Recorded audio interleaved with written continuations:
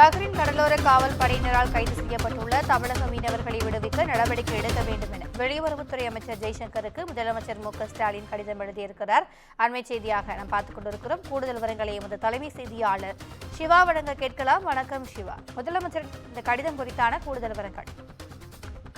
திவ்யா, தமிழக மீனவர்களை இலங்கை கடற்படையினர் கைது செய்வது வழக்கமாக இருக்கக்கூடிய நிலையில தற்போது பஹ்ரைன் கடலோர காவல் படையினரால் தமிழக மீனவர்கள் 28 பேர் கைது செய்யப்பட்டிருக்கிறார்கள். அவர்களை விடுவிக்க உடனடியாக நடவடிக்கை எடுக்க வேண்டும் என்று தமிழ்நாடு முதலமைச்சர் மு.க.ஸ்டாலின் மத்திய வெளியுறவுத்துறை அமைச்சர் ஜெய்சங்கருக்கு தற்போது கடிதம் மூலமாக வலியுறுத்தி இருக்கின்றார். குறிப்பாக அவர் எழுதியிருக்கக்கூடிய இந்த கடிதத்தில் திருநெல்வேலி மாவட்டம் இடிந்தகரை கிராமத்தைச் சேர்ந்த 28 மீனவர்கள் ஈரான் நாட்டிற்கு சென்று மீன்பிடி தொழிலில் ஈடுபட்டிருந்த நிலையில அங்கு எல்லை தாண்டி சென்றதாக பஹ்ரைன் கடலோர காவல் படையினரால் கடந்த 11ஆம் தேதி அன்று கைது செய்யப்பட்டிருப்பதாக முதலமைச்சர் மு.க.ஸ்டாலின் தன்னுடைய கடிதத்தில் குறிப்பிட்டிருக்கிறார்.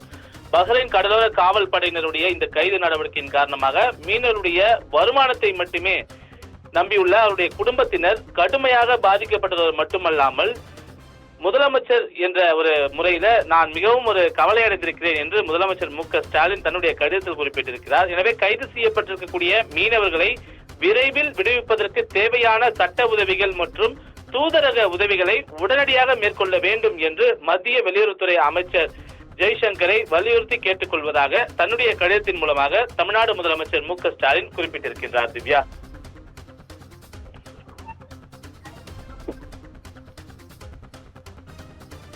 கூடுதல் விவரங்களுக்கு நன்றி சிவா.